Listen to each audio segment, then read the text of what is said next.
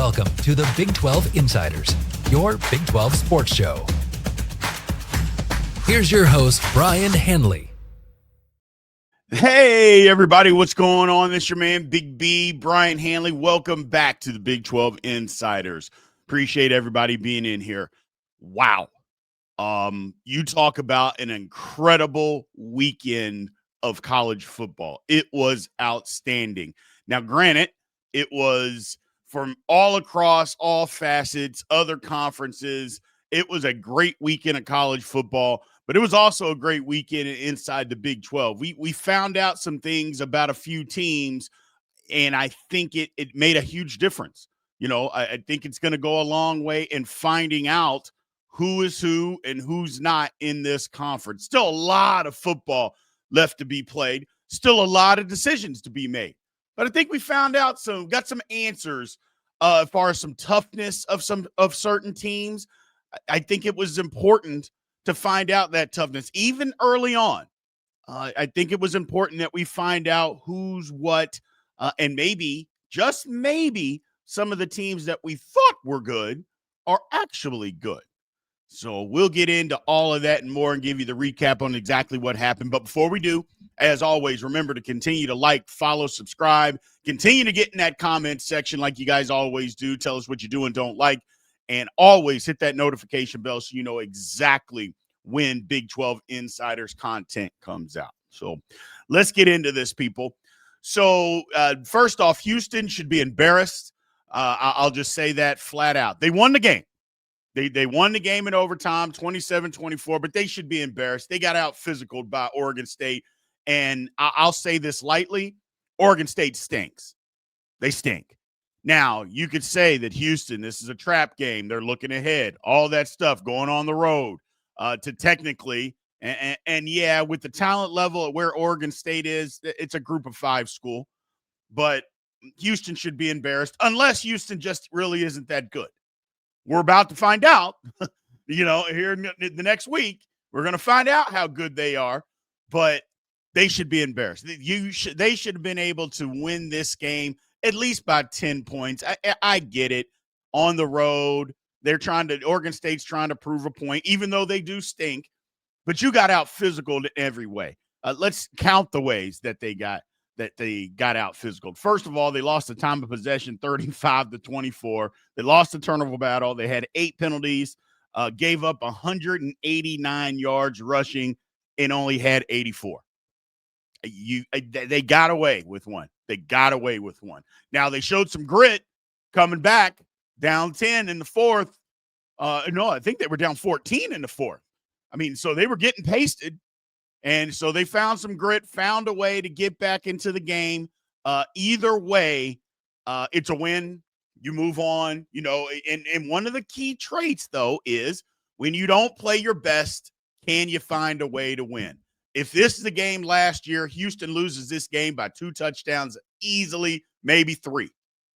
Instead, talent level's a little bit better this year. They're able to find a way to win, but they can't play this way moving forward. They can't. Because if they do, I don't know that they can win 2 more football games in this conference the way that they played. I won't suspect that they're going to play this way the rest of the season. That's just me talking, though. Moving on. Kansas State found a pulse and beat UCF 34-20. Look, this game I thought was going to get out of hand, and then it didn't. UCF kept themselves in the game by just continually to make big plays. There was one point, it was a crazy stat. They had 2 plays for like 168 yards. And then the rest of the plays, I think it was like 40, they had 138 yards. It was insane. So, if Kansas State could have stopped those big plays, who knows what would have happened. But they didn't. Having said all of that, Kansas State found a pulse. The offensive line, look, they made some changes to the offensive line, and it worked. They found some guys that wanted to fight, that have some ability, and they were able to run the football. Dylan Edwards, an incredible game. He's healthy. He appeared to be healthy. If this is Dylan Edwards not healthy, I'd hate to see him when he is healthy. He went out there, ran for 165 yards on 20 carries and a touchdown. He changes the offense. He just changes what you can do at Kansas State. I want to give a lot of credit to Avery Johnson. He played like we thought Avery Johnson was going to play. He had 243 total yards, 75 of them rushing. Again, if Avery Johnson's not running the football, Kansas State's not going to be good. He's not a good enough passer for him to only sit back and drop back and throw the football and other people run it, and without him having any semblance of a running game. And if you're not going to do that, Kansas State's not going to be good. But he did that. They won the game. You got to give him credit. UCF, though, UCF ran for over 200 yards. They were basically down two quarterbacks. Two quarterbacks get hurt in the football game. The one comes back into the football game. But look, UCF was looking for some respect. And I don't know. Most people didn't think that UCF was going to win a lot of football games this year. The talent level just isn't there. They have speed. They have grit, but the talent level just isn't there yet. And they lost by 14 points. And this game may have been a little bit closer than that. Kansas State allowed them to get back into the game. What I'll say about it is two of these, I'm still not convinced that Kansas State's a good football team. So I don't want you to think that I'm telling you that K-State's good. Yes, they won the game, but I think they beat another bad team. Just keep it what it is, but they were able to win the football game. Baylor, 45-27 over Oklahoma State. This one was a lot closer. Now, I get it. Oklahoma State, coach gets fired. Legendary coach gets fired on Tuesday. And most people, myself included, thought this one would be over after the first 10 minutes. Oklahoma State had other plans. They went out. They played hard. They're just not good. They just don't have very good football players. Not enough. They don't have enough good football players, I should say. But they fought. They cut the lead twice to 8 points. One of them was in the third quarter. So it's not like they got blown out and then they came back in this game. This game was fairly close throughout the game. So give them credit. Look, they didn't play any defense, and that's the thing. Is Oklahoma State doesn't have any defense. Baylor had 612 yards. Baylor turned it over once, committed 8 penalties. It was kind of a sloppy game by them. But again, you say sloppy game, but they had 612 total yards. It is what it is. But Baylor's defense is not good. Baylor's defense is not good, ladies and gentlemen. So, and again, I don't want to take anything away from how hard Oklahoma State played. But if we're being honest, look, Baylor is going to have to win shootouts. And if they can't get in a shootout and win, I'm just not sure how many games they're going to win this year. I'm just not sure. We've seen it on multiple occasions, teams going up and down the field. Oklahoma State was no different. So we'll find out here in the coming weeks what Baylor's made of. But this one, like I said, give the credit to Oklahoma State in this game. They came out and fought, and they were the inferior team, but they came out and battled. Now, maybe this is all they got. There was one last shot, and maybe the rest of the season they get whipped. I don't know exactly what's going to happen, but if they can put up this kind of fight for the rest of the year, they may actually surprise somebody for the Cowboys. Utah smashes West Virginia 48-14. I said that Utah needed to come out and smash West Virginia. That my question and my challenge to them was, are you really on your way back? Is Tech really that good because they beat you up? And then if you go and you play a lackluster game to West Virginia, then it's, okay, well, maybe Utah's just not that good. Well, that doesn't seem to be the case. Devin Dampier bounced back with a big game, 21 for 26, 4 touchdowns. He also ran for another touchdown, played pretty good football. I would say better than pretty good football, played great football. Offensive line kind of did their thing. Utah scored on 4 of their first 5 drives. The other drive ended in an interception. But other than that, this game was over early. It was over early. And Utah just came out and did exactly what they wanted to do. Both teams ran for 5 yards a carry. And that's why I always say that, stats sometimes lie. People try to live on numbers. And they say, well, look at the numbers. Look at the stats. And I'm like, okay, well, let's look at the stats. You look at the stats in this game. West Virginia ran for 261 yards, over 5 yards a carry, and they lost 48-14. So that's why I always say, guys, sometimes the stats lie. Because if you would have said before the game that West Virginia was going to run for 261 yards and average over 5 yards a carry, you'd say they got a real good chance to win this game. And this game was a laugher. So like I mentioned, sometimes just looking at the stats, it doesn't tell the whole story. And it's not like West Virginia had like 5 turnovers either. That's not what happened. That's not what happened. So it's just one of those things where, it's stats sometimes lie. Utah dominated this football game. They did exactly what they needed to do and get out of Morgantown with the win. Good for them. Good for them. Like I said, I challenged to see whether they were a good team, and they didn't hear it, obviously. They're not paying attention to Big B, but maybe they are. Maybe they are. And they came out and they beat the brakes off of the Mountaineers. So there'll be better days for the Mountaineers down the road. They just got to get some more talent on that football team. Iowa State wallops Arizona 39-14. I will say this. Arizona's defense, they have a shot. They got a chance.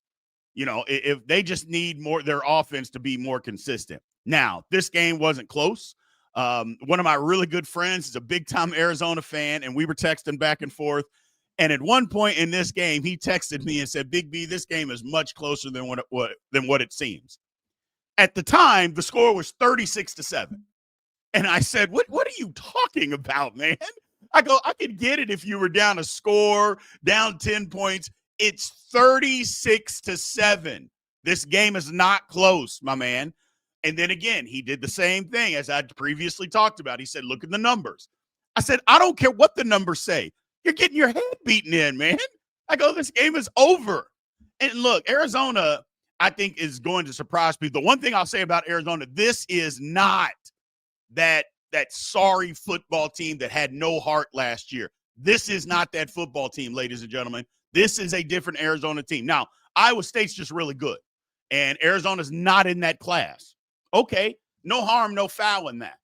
But I'm just saying, if this doesn't appear, now again, see how they handle some adversity after a first loss and a big one, but this is not the same Arizona team as what we saw last year. I think Arizona's going to win several more football games. I think they're going to be bowl eligible and go to a bowl this season.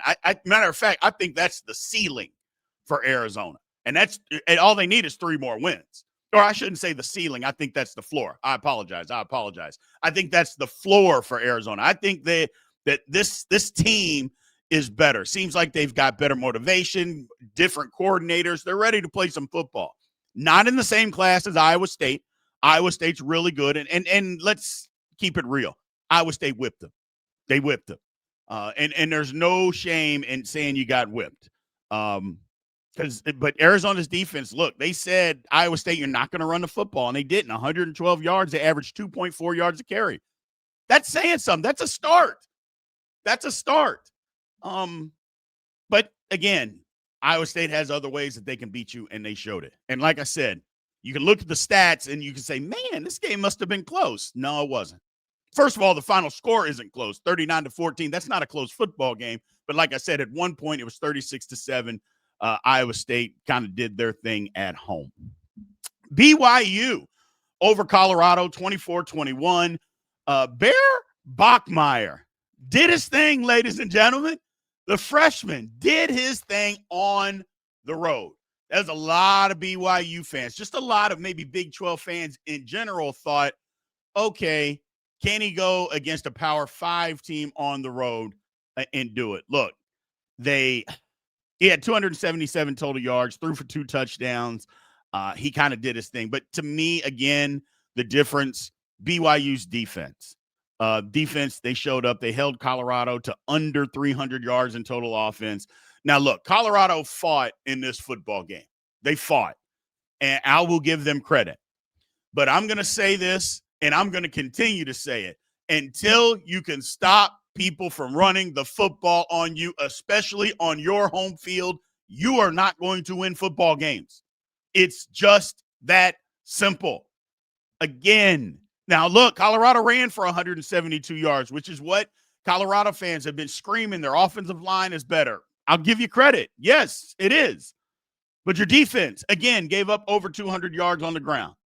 I don't know what else to say. If you can't stop people from running the ball, especially when they want to run it, then you're not going to win. And as much as Colorado fans want to scream about how physical a football team you are, you're not. You're not. And it's just not going to change this year. And look, your schedule don't get easier. You know, and whether people think BYU's really good or not, I happen to think they are because that defense is crazy good. Your schedule gets real tough, and it started with BYU. It don't get easier. So I don't know. I don't know, man. It's going to be a tough road. The difference is that when teams were out physical Colorado last year, because they couldn't run the ball at all last year, and they stopped it okay, but not great. They had superstars on the offensive side of the football that could bail them out. They don't have that this year. You don't have a Shedeur Sanders, a Travis Hunter. You just don't have those guys to bail you out. And if you don't have that, because this is a game Colorado could have won.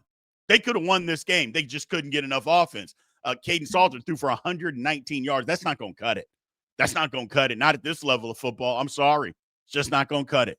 So at the same time, while I like the fight in Colorado, this is one of those years. Remember at the beginning of the season, I said, even if Colorado doesn't win 9 games, if they win 6 or 7 games, depending on how they look, it might be a step forward. Well, I got to take a step back from that because they're not playing physical. And so I said if they could just play physical, hey, maybe they take a step back because of the stars they don't have. No, not that way.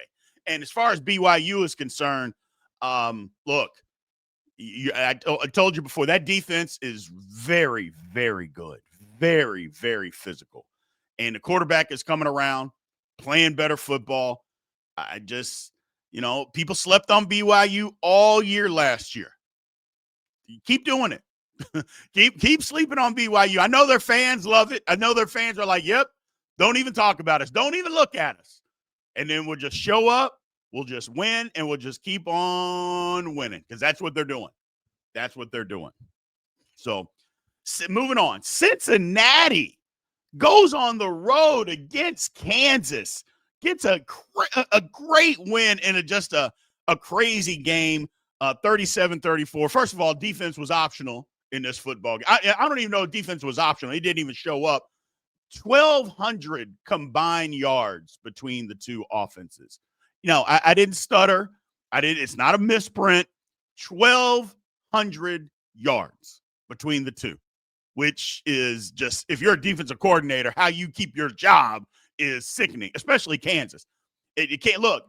People in Kansas get mad at me because, how could you rank them this low? And they've shown this. Hey, man, look, I want to rank you higher, and I'm going to say the same thing in the power rankings tomorrow.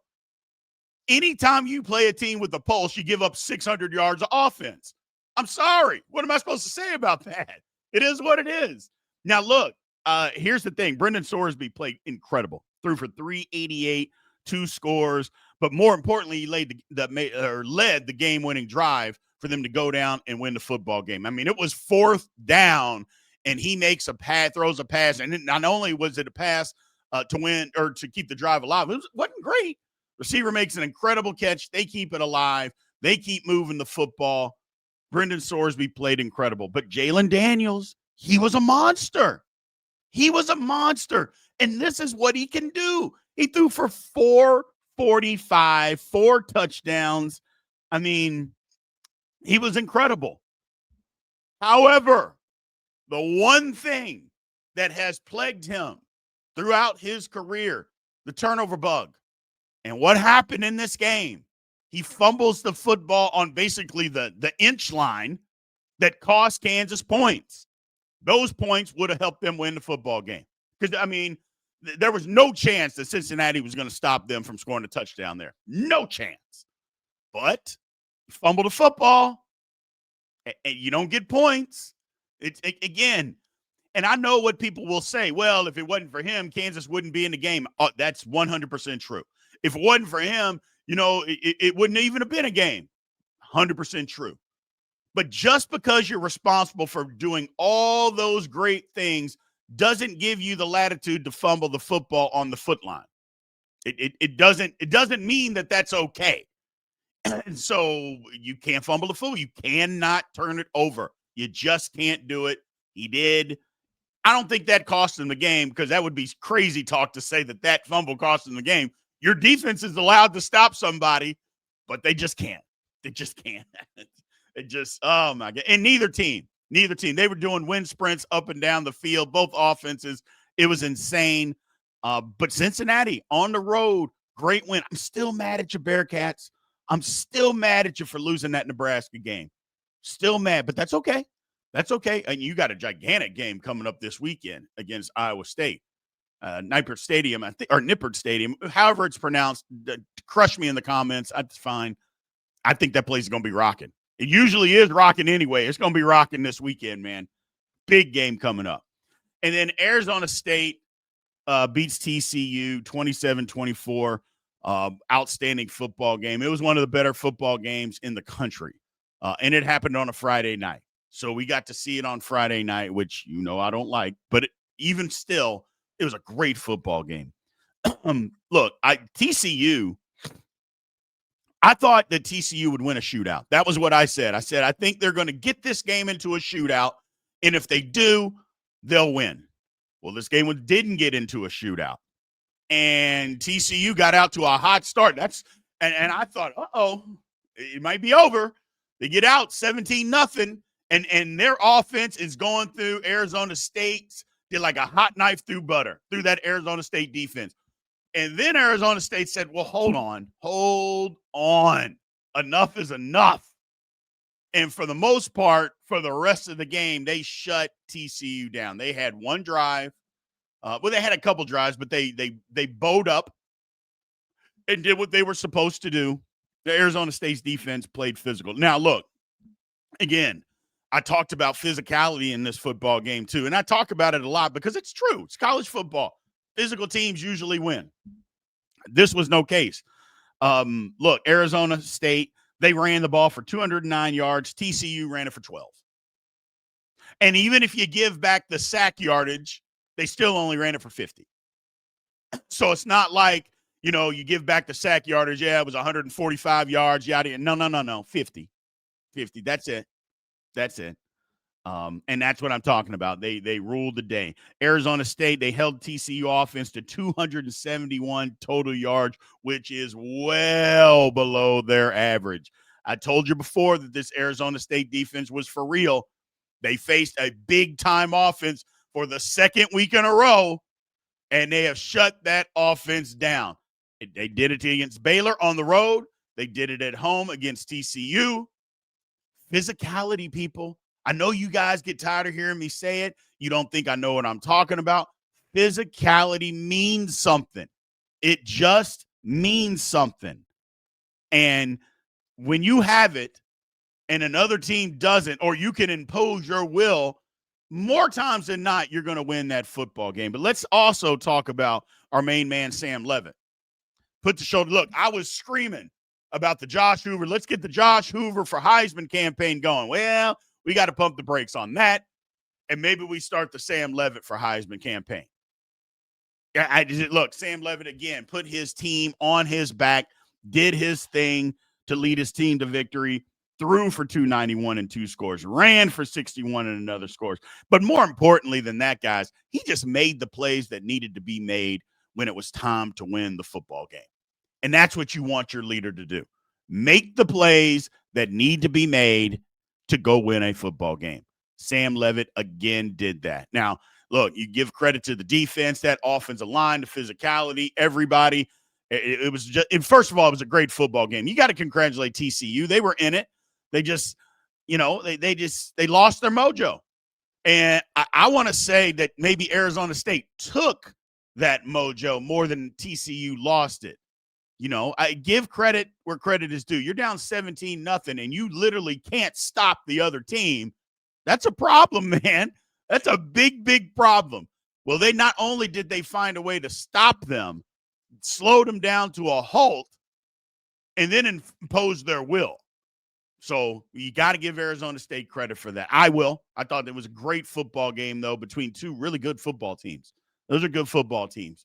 But Arizona State appears that little hiccup that they had, that they're back. Look, the one loss, Mississippi State. I don't know if you think Tennessee's any good, but Mississippi State gave them everything they wanted, and they had to go to overtime to beat them. So maybe that loss to Mississippi State isn't as bad as what people think that it is. We're going to find out as the season goes along, because Tennessee struggled to beat them. And Mississippi State, are they going to hold that against Tennessee? I guess not. I would guess not. So don't be holding that loss against Arizona State either, man. Don't be doing that. I don't want to hear that nonsense, media, which I'm a part of. So great weekend, like I said, for the Big 12, man. It was exciting football. Next weekend, we're going to find out even more. We're going to find out even more. And now that the full conference slate is up and going, we're going to start seeing some separation, which I like. Or maybe we won't see separation. Maybe the whole damn thing will be super chaotic, which I'm for, because I love chaos. So if we can get that every single week, I love it. If we get what we got this past week, if we get that every week, yeah, I'm going to be for it. I think it's going to be even more chaotic. I think we're going to have a lot of close football games, ladies and gentlemen. So buckle up.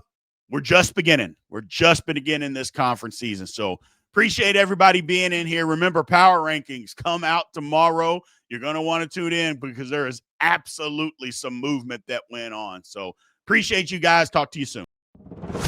Thank you for watching the Big 12 Insiders, your Big 12 sports show. This has been a Spirit Street production.